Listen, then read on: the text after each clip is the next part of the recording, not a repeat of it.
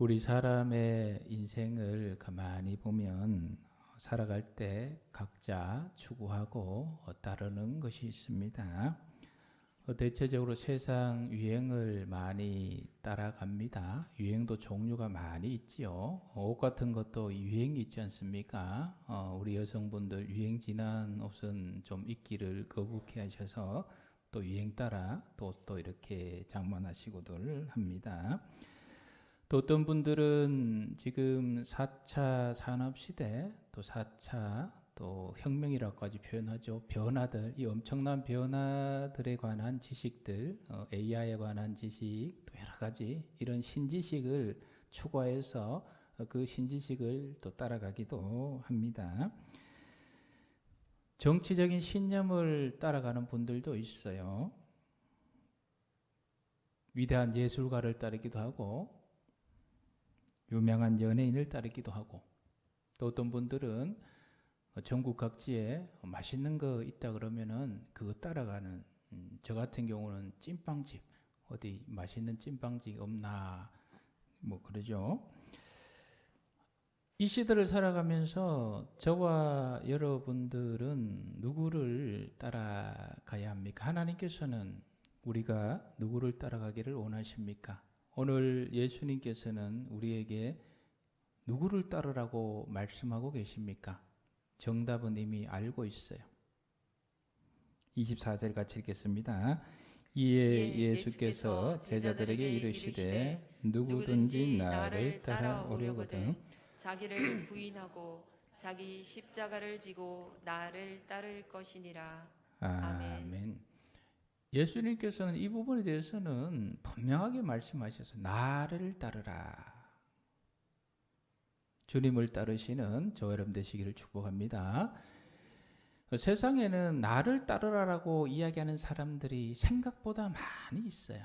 나를 따라오라 그러면은 그 사람들은 대부분 보면 다 허당이에요. 허당이 뭔지 아시죠? 뭔가 많은 것이 있는 줄 알았는데 따라가면 막 좋은 것이 막 올 줄 알았는데 따라가 보니까 막상 아무것도 없어요. 또 우리나라에 뭐라고 있어요. 막 축지법도 쓰고 뭐 이런 허당인 사람들이 포장은 너무너무 잘해요. 자기 포장을 너무너무 잘해서 잘 속아요. 저기 따라가면 뭔가 좋은 게 있을 거다. 그래서 속는 사람들이 엄청나게 많이 있어요. 여러분, 우리 예수님은 따라갈 만한 사람이었을까요? 당시에. 예수님을 보면 그냥 그 겉모습만 봐서는 딱히 뭐 좋은 것이, 선한 것이 나올 것 같지가 않아요. 갈릴리 총구석 출신에다가 부모 뭐 아버지 목수 직업도 뭐 그렇고 그 변방에 있는 예수님, 간혹 기적을 행하고 뭐 오병이 하지만 제도권 안에 있는 유대인들이 인정하지 않아요. 유대권에서 저거 귀신 들려 사는 거다 다 무시해버리고. 그래서 겉모습만 예수님을 보면, 예수님 따라가면 저 뭐가 있겠나 싶어요. 권능도 없어 보이시고, 때리면 그냥 맞고 찌르면 찔리고, 십자가에 죽이니까 그냥 죽어요. 저 따라가서 뭐가 있겠나 싶어요. 그런데 겉으로 보기에는 아무것도 없어 보이시는 무능하기 짝이 없는 예수님이지만 사실은 그 예수님 안에 모든 것이 다 있는 줄 우리가 알고 있어요. 권능이 있고 영생이 있고 생명이 있고, 그리고 무엇보다도 끝까지 우리를 사랑하시는 그 사랑이 예수님 안에 있지 않습니까? 사랑하는 성도 여러분, 저와 여러분들이 이 시대를 살아갈 때 허당 같은 그런 데 따르지 않고 참 진리이신 예수님을 따라가고 있다는 것, 얼마나 감사하고 기쁜 일인지요. 옆에 분들이 격려하겠습니다. 주님을 따르기를 잘하였습니다. 그 뒤쪽에 있는 분은 저기 히터를 좀 다 꺼주세요. 너무 뜨거우니까.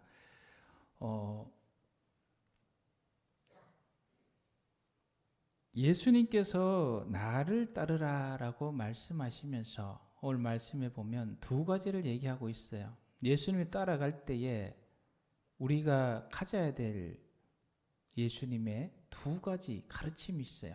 하나는 자기를 부인하는 것이고 하나는 자기 십자가를 지는 거예요. 이 두 가지를 조건을 가지고 나를 따르라라고 말씀을 하셨어요. 여러분, 자기 부인은 무엇입니까? 그리고 자기 십자가는 무엇입니까? 자기 십자가라 그러면 대체적으로 인생 속에 힘들고 아프고 고난이 있고 병이 들고 이런 걸 나의 십자가다 이렇게 생각하고 그렇게 이해하신 분들이 많이 있어요. 자기 부인과 자기 십자가의 바른 의미를 우리가 찾으려면은 예수님께서 언제 어떤 상황에서 자기 부인하고 자기 십자가 지고 따르라라고 말씀하셨는지를 살펴보면 그 의미를 우리가 보다 더 충실히 파악할 수가 있어요. 어떤 상황에서 언제 예수님께서 자기 십자가 지고 자기 부인하고 나를 따르라 말씀하셨습니까? 우리 21절 말씀 같이 읽습니다.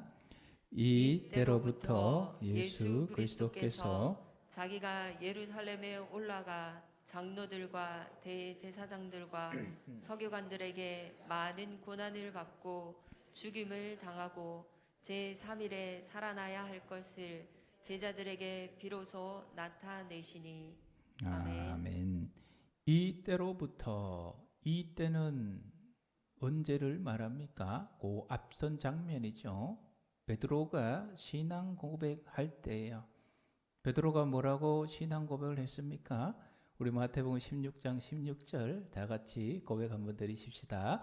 시몬 베드로가 대답하여 이르되 주는 그리스도시요 살아계신 하나님의 아들이시나이다. 아멘. 아멘. 베드로가 예수님에게 너희는 나를 누구라 하느냐? 주는 그리스도시요 살아계신 하나님의 아들이십니다. 라는 이 놀라운 신앙 고백을 베드로가 주님께 할 때 그 상황 속에서 주신 말씀이에요. 베드로가 신앙 고백을 하고 나서 예수님께서 베드로에게 제자들에게 지금까지 하지 않으셨던 새로운 말씀을 주셨어요. 지금까지 제자들이 몰랐던 하나님의 새로운 계획, 하나님의 뜻을 밝히 알려주셨어요. 우리 사람의 사이도 마찬가지입니다. 여러분, 우리가 자기 속에 깊은 계획과 생각들 만나자마자 막 얘기하지 않아요. 언제 얘기합니까? 적어도 나는 당신을 사랑합니다. 앞으로 저와 함께 평생 행복하게 살아가십시다. 나는 당신을 사랑합니다. 이런 사랑 고백을 들었을 때 그때 이 사람이 나를 사랑하는구나. 그러면 자기 속에 깊은 이야기들, 계획들 함께 얘기하는 거예요. 이 베드로가 주님 앞에 주님은 그리스도시요 나의 구원자요 살아계신 하나님의 아들입니다. 고백할 때 그때 예수님께서 지금까지 말씀하지 않으셨던 하나님 아버지의 뜻, 그 뜻을 순종하여서 앞으로 걸어가게 될 예수님의 앞으로의 일어날 일에 대해서 말씀해 주셨어요. 어떤 일입니까? 예루살렘으로 가시겠다는 거예요. 예루살렘으로. 갈릴리에서 예루살렘으로 중앙으로 진출하는 거예요. 예루살렘으로 가셔서 거기에서 어떤 일을 당한다 그래요? 환영받고 축복받는 것이 아니라 대제사장과 장로들과 서기관들에게 뭘 받아요? 고난을 받는다. 그것도 오늘 본문에 보면 많은 고난 받는다 말씀하고 있어요. 예루살렘에 가서 고난을 받고 그리고 그 고난 끝에 죽임을 당하고 그 죽임 이후에 제3일에 다시 살아날 것이다. 이 하나님의 계획하심과 하나님의 뜻을 순종하는 예수님의 앞으로의 길에 대해서 밝히 알려주셨어요. 베드로가 이 이야기를 듣고 어떻게 하였습니까? 22절 같이 읽겠습니다. 베드로가 예수를 붙들고 항변하여 이르되 주여 그리 마옵소서 이 일이 결코 주께 미치지 아니하리이다. 아멘. 베드로가 하나님의 뜻을 밝히 알려주는 예수님을 붙잡고 그리하지 마옵소서. 안 됩니다. 예루살렘으로 올라가는 것, 중앙으로 진출하는 것은 좋습니다. 그러면 예루살렘 올라가셔서 환영받으셔야지 왜 고난을 당하십니까? 고난까지도 이해가 돼요. 인생 중에 고난이 없을 수 없으니 고난 끝에 승리하셔야지 고난 끝에 죽으신다니 무슨 소리입니까? 여기에 딱 걸려버리니까 그 뒤로는 부활이고 이거는 뭐 생각할 여유가 없어요.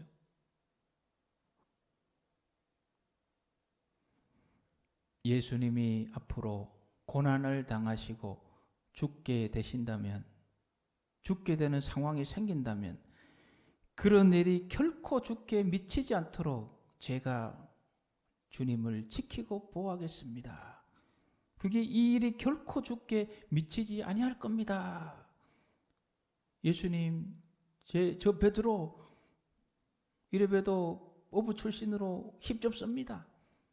앞으로 주님이 고난당하고 주님이 죽게 된 일이 있을 때 제가 주님을 지켜줄 거예요. 절대 그런 일이 생기지 않도록 제가 주님을 보호할 겁니다. 그래서 실제로 예수님이 잡히시던 날 밤에 대제사장들하고 잡으러 오지 않습니까? 그때 말고의 길을 누가 잘라요? 베드로가 칼을 딱 차고 있다가 예수님 잡으려 할 때 방 탁 막는 거죠. 이 이야기를 들으시고 예수님께서 베드로에게 뭐라 말씀하십니까? 23절 같이 읽어요. 예수께서 돌이키시며 베드로에게 이르시되 사탄아 내 뒤로 물러가라. 너는 나를 넘어지게 하는 자로다. 내가 하나님의 일을 생각하지 아니하고 도리어 사람의 일을 생각하는도다 하시고. 아멘. 베드로에게 뭐야? 사탄아 물러가라. 너는 나를 넘어지게 하는 자다. 너는 나를 돕는 자가 아니라 지금 걸림돌이 되고 있다. 하나님의 일을 생각하지 않고 방금 내가 밝히 이야기해 준 하나님 아버지의 뜻을 받아들여서 그걸 생각하지 않고 베드로야, 너는 사람의 일, 너의 생각을 지금 말하고 있구나. 베드로 억울할 수가 있죠. 자기 딴에는 주님이 고난당하고 죽으신다니 자기 딴에는 주님을 도와주려고 안 됩니다. 그런 일 생기면 제가 막을 겁니다. 칼 차고 다니다가 억울한 측면이 있을 수가 있어요. 그러나 그것은 예수님에게 도움이 되지 않았어요. 걸려지게 넘어지게 하는 것이 되고 말았어요. 여러분, 우리가 돕는다고 다 도움이 되는 거 아니라는 것 너무 잘 알고 있어요. 베드로처럼 예수님을 도우면은 예수님 돕는 것이 아니라 방해하는 자가 되어서 예수님으로부터 사탄아 물러가라. 너는 내 일의 방해자다. 이렇게 될 수가 있어요. 저의 고향은 뭐 아시다시피 경상북도 청송군 진봉면 부곡리예요. 우리 집은 산중턱에 있어서 이렇게 보면 그 반변천이라는 강이 있어요. 그 흘러서 낙동강이 되는데 쫙 흘러가고 그 물이 너무너무 맑고 거기 물 옆에 지금 오염돼서 또 이마 때문에 잠겨서 뭐 흔적도 잘 없지만 그 밝은 물 옆에는 이 강변에 돌이 있지 않습니까? 그 돌이 예쁘고 이쁜 돌이 많았어요. 그래서 제가 중고등학교 또 청년 시절에 잠시 그 예쁜 돌 주워서 모으고 또 이렇게 해보니까 그게 또 수석이라 그래요. 보니까 수석 전시회도 있고 그래요. 그래서 꽤 괜찮은 이 수석을 주어서 나도 한번 전시를 해봐야 되겠다 해서 이제 계획하고 그렇게 학교 갔다가 집에 오니까 우리 할머니께서 저를 돕는다고 출품해야 될 그 수석을 아주 그냥 얼마나 잘 도와주셨던지 이 돌은 파랗게 칠해놓고 저 돌은 빨갛게 칠해놓고 또 이 폭보석 같은 것은 그냥 기름칠을 해가지고 반들반들하게 해놓고 제가 출품하려는 거기에는 완전 자연석이에요. 그 인위적인 요소가 일절 들어가면 안 돼요. 순수한 자연석. 결국은 출품을 못했죠. 어떻게 해야 됩니까 이거를? 우리 할머니가 저를 괴롭히려고 나를 골탕 먹이려고 한 거 아닌 거 너무 잘 알고 있지 않습니까? 나름대로 도와주려고 했지만은 오히려 방해가 되고 말았어요. 이런 일들이 있어요. 살아가다 보면. 그래서 여러분 도와주는데 우리가 힘도 들고 에너지도 들잖아요. 잘 도와줘야죠. 괜히 도와줬다고 방해가 되면 안 되잖아요.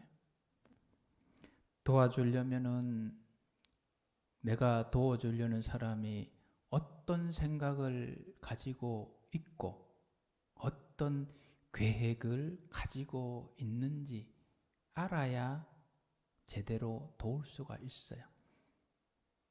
그 가족 관계에 있어서도 또 이런 관계에 있어도 꼭 기억하세요. 여러분 도와주려고 할 때 그 사람이 무엇을 생각하고 있는지 무슨 계획을 가지고 있는지 잘 파악해서 도와주셔야 진정한 도움이 되는 거예요. 특별히 하나님의 일을 하시는 하나님의 일꾼 여러분, 우린 각자 나름대로 크고 작게 여러 분야에서 하나님의 일을 감당하고 있어요. 내가 하나님의 일을 하는데 하나님이 보실 때에 하나님의 일에 도움이 되는 역할을 잘 하고 있구나 이래야지.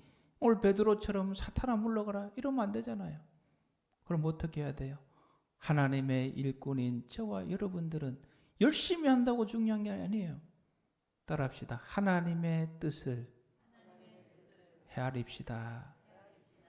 하나님의 뜻, 하나님이 무슨 계획을 가지고 어떤 일을 하시려는지 이게 먼저예요. 거기에 맞추어서 우리가 움직여져야 하나님께 칭찬받는 착하고 충성된 종이 될 수가 있는 건데 오늘 베드로 예수님께서 하나님의 뜻과 하나님의 계획하심을 알려주었음에도 불구하고 그걸 못 받아들이는 거예요. 못 받아들이는 그 베드로에게 주신 말씀이에요. 24절 같이 읽겠습니다. 이에 예수께서 제자들에게 이르시되 누구든지 나를 따라오려거든 자기를 부인하고 자기 십자가를 지고 나를 따를 것이니라. 아멘. 하나님의 뜻을 밝히 보여주셨는데 그 뜻을 받아들여서 베드로가 생각하고 계획하고 경험했던 것들 하나님의 뜻이 그거면 이걸 내려내야 되구나 이게 돼야 되는데 그게 안 되고 자기 계획과 자기 생각으로 예수님의 그 계획을 바라보면 예수님은 고난 당하시면 안 돼요. 더더구나 죽으시면 안 돼요. 살으셔서 권력을 장악해서 왕이 되셔야 되는데 죽으시면 다 끝장인데 받아들일 수가 없는 거예요. 그 상황 속에서 예수님께서 나를 따르거든 자기를 부인하고 자기 십자가 지고 나를 따르라. 자, 여기서 여러분 제자들에게 나를 따르려거든 나를 따라오려거든. 지금 제자들이 누구를 따르고 있어요? 제자들은 지금 현재 예수님 따르고 있어요. 언제부터 따르고 있는 겁니까? 마태복음 4장 19절에서 20절 같이 읽어요. 말씀하시되 나를 따라오라. 내가 너희를 사람을 낚는 어부가 되게 하리라 하시니 그들이 곧 그물을 버려두고 예수를 따르니라. 아멘. 이 베드로 부를 때에 나를 따라오라 베드로가 금을 버리고 예수님 따라와서 지금 제자가 된 거예요. 야고보와 요한은 금을도 버리고 배도 버리고 지금 따라와서 제자가 돼 있어요. 12명 모두가 현재 지금 예수님을 따르고 있어요. 따르고 있는데 예수님은 오늘 말씀에서 나를 따라오려거든. 무슨 의미입니까? 너희들이 나를 지금 따라오고는 있지만 진정으로 나를 따라오고 있지 않구나라는 말씀이에요. 예수님을 따라오고는 있는데 제자들의 생각 안에 예수님의 뜻과 하나님의 계획하심으로 가득 채워서 따라오는 것이 아니라 예수님을 따라가기는 가는데 자기 생각과 자기 계획과 자기 꿈과 자기 야망을 가지고 지금 따라오는 거예요. 그래서 예수님께서 다시 말씀하시는 거예요. 나를 따라오려거든. 자기를 부인하고 자기 십자가 지고 나를 따라라. 우리가 여러분 결혼을 했을 때에 우리 아내의 마음속에는 누가 있어야 돼요? 남편이 있어야 돼요. 남편이 늘 마음속에 복되게 자리 잡고 있어야 되는데 결혼하면서 살면서도 그 마음속에 남편이 있지 않고 옆집 아저씨가 있고 TV 잘 나오는 뭐 장동건이나 이런 거 들어앉아 있으면 이건 결혼이 아니죠. 여자도 마찬가지, 남자도 마찬가지입니다. 가슴 속에 자기 아내가 탁 자리 잡아서 있어야 되는데 뭐 미스기 미스박 뭐 이러고 있으면 이거 결혼이지만 사실은 그게 좀 그렇잖아요. 예수님의 제자로 따라가고 있으면 예수님의 생각과 계획과 뜻으로 자기를 가득 채워야 되는데 자기 생각과 자기 계획으로 채워서 따라가고 있으니 예수님께서 다시 말씀하시는 거예요. 나를 따라오려거든. 뭐를 부인하고요? 자기를 부인하고. 자기 부인은 무엇입니까? 자기 생각, 자기 계획, 자기 뜻을 하나님의 뜻과 계획하심 앞에 굴복시키고 내려놓는 것이 자기 부인이에요. 베드로가 지금 그걸 못하잖아요. 분명히 드러난 예수 그리스도의 그 하나님의 뜻을 따라 그런 그 길을 자기 생각과 자기가 바라보니 이건 아니거든. 그러니까 죽으면 안 된다고. 그 제자들을 향해서 예수님이 말씀하고 계시는 거예요.